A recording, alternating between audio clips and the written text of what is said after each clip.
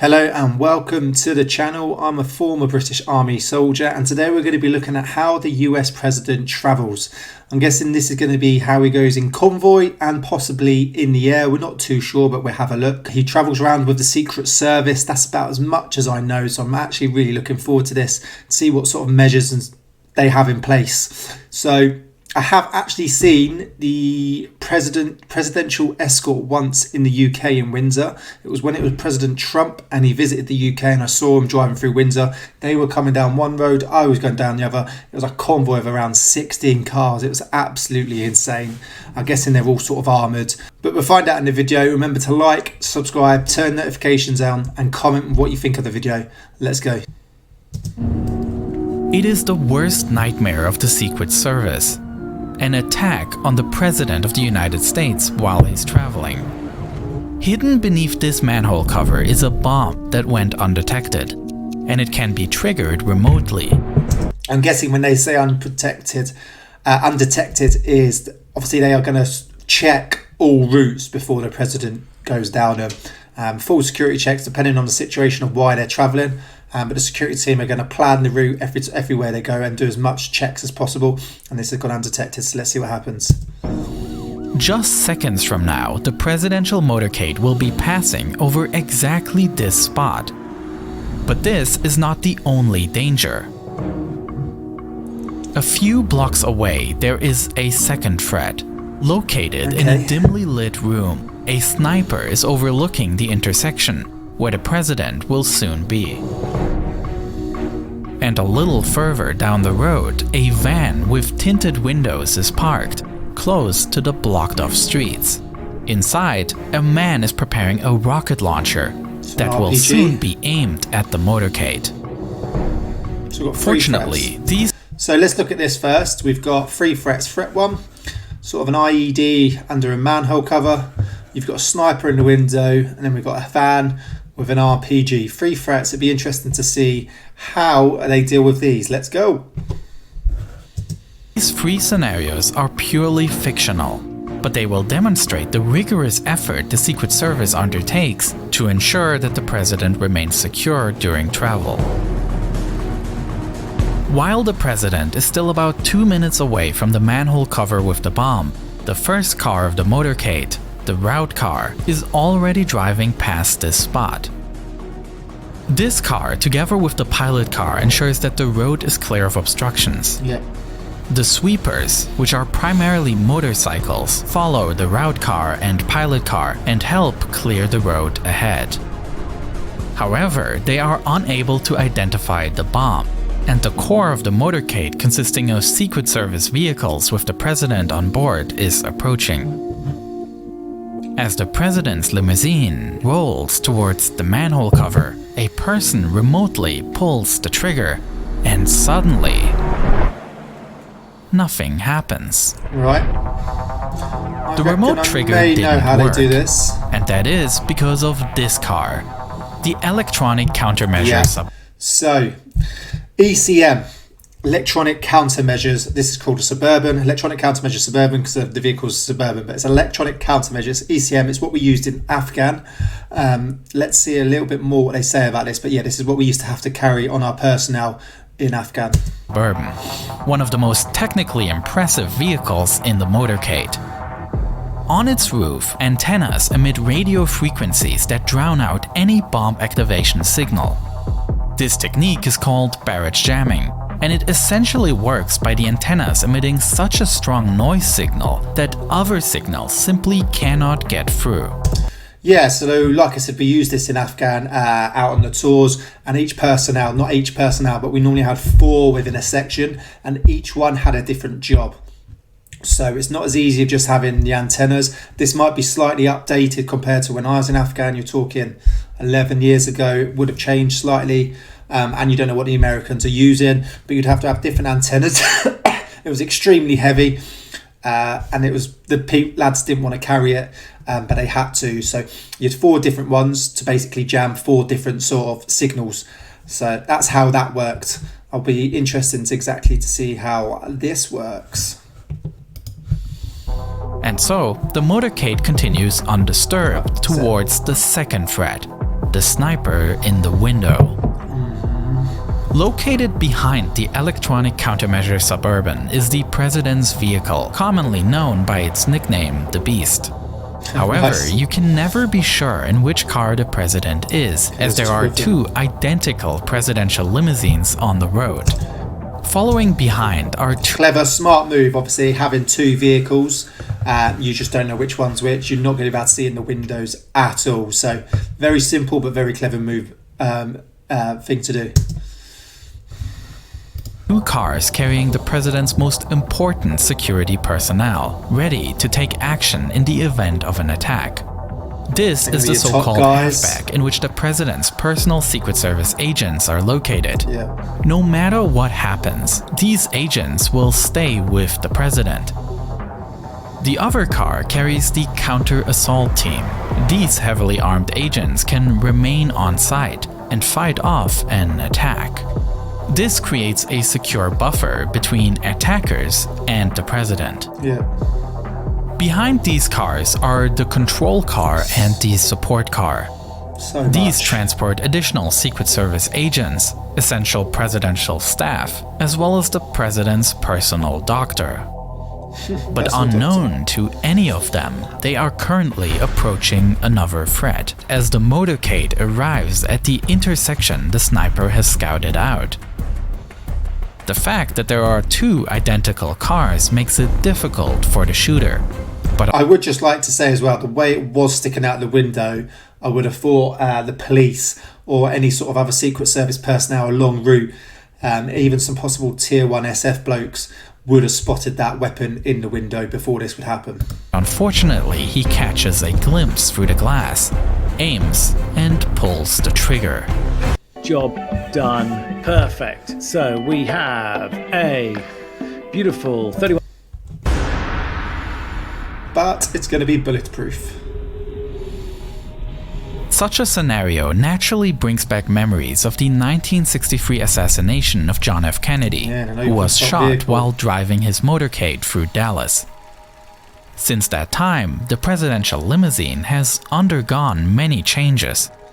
Kennedy's car was a specially modified 1961 Lincoln Continental.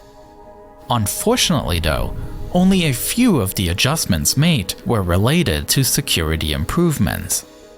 The car was retrofitted with a luxurious heating and air conditioning system, as well as lights, sirens, fire extinguishers, and radio telephones for communication. The car was also extended to include a middle row of jump seats that can fold away when not in use. In addition, the roof was made to be completely removable, and the cushion on the rear bank where the president sits was raised. Both these modifications were designed to make the president more visible to the public. Unfortunately, it also made him more vulnerable. Yeah. After Kennedy's assassination, the car was massively rebuilt. A top of bulletproof glass was installed, and the body of the car was now protected with titanium armor. Perhaps somewhat symbolic, the light convertible appearance, representative of a hopeful time, was built up into a tank, set to protect his more divisive successor. Luckily, today's limousine is well prepared for such an attack, and the shot has absolutely no chance of success. The current Beast has been in service since September 2018 and is a completely custom-built vehicle by General Motors. Interesting. Although visually reminiscent of a sedan, the car was actually built based on a truck platform. This was necessary to support the over 15,000-pound heavy armored vehicle. 15,000 pounds? Jesus. 15,000 pounds.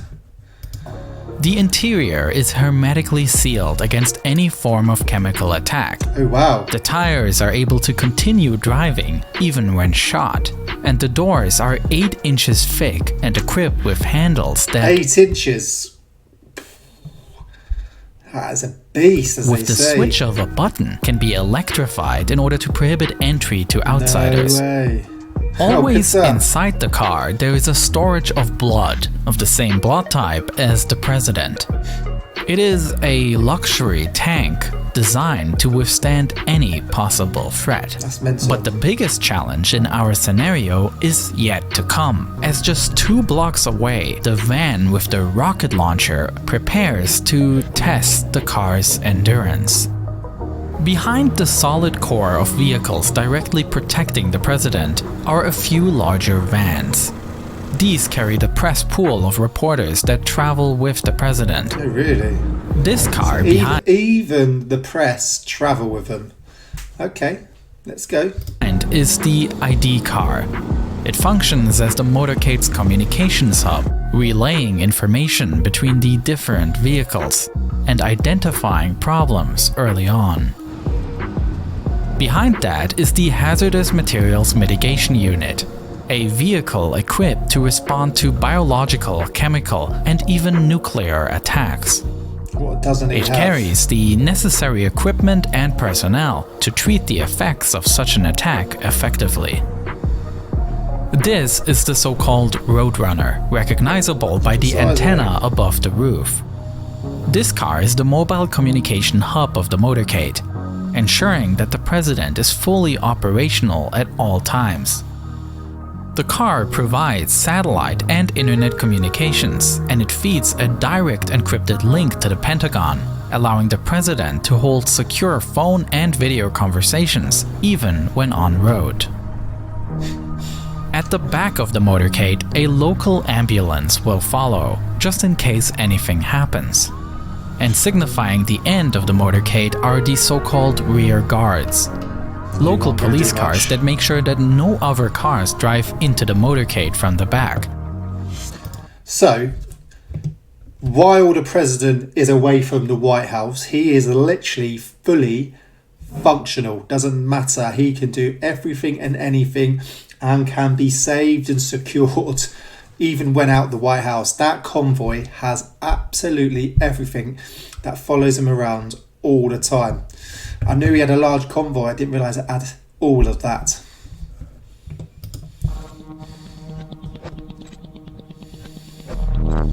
At this point, the presidential limousine arrives at the So, before we get there, what do you think is going to happen to the vehicle? Can it withstand an RPG? I reckon it can pretty well. I reckon it'll hold itself well. Comment below what you think. intersection with the van. Quickly, a man jumps out and aims the rocket Do you know which launcher one it is? directly at the limousine. For this case, the presidential limousines and the electronic countermeasure vehicle are equipped with smoke grenades. As soon as they are triggered, the cars disappear in the smoke, preventing a clear line of sight. This so-called infrared smoke screen is composed in such a way that it conceals the heat signature of objects. That means that even more complex guided missiles would not succeed in tracking the target. Meanwhile, the beast flees the scene. The presidential motorcade is a highly thought-through system. Although the enormous number of cars may seem a bit arbitrary at first glance, a closer look reveals that the different vehicles all fulfill different tasks and together function as a White House on wheels. That's what I just said. Though it's probably fair to say that besides justified security concerns, there's also some element of projecting power at play here. Yeah, definitely showing off. Today, the motorcade managed to successfully avert 3 different dangers. But the motorcade is only one part of a huge security apparatus, with another element being Air Force One, the call sign for a heavily modified Boeing 747, on which the president travels. Lovely. This plane was severely tested when it served as a refuge for George Bush during the attacks on the country on September 11, 2001, with the president spending much of that day on board. For my next video, I took a look at this special perspective on September 11, and you can watch that video already right now on Nebula, where I upload all my We will take a look at that one for sure. videos first. And not only that, Nebula is also where you can see So, pretty interesting. I was not expecting the smoke at the end. I thought with its 8-inch thick doors and the glass, it'd take it pretty well. It wouldn't be completely destroyed like your sort of standard car.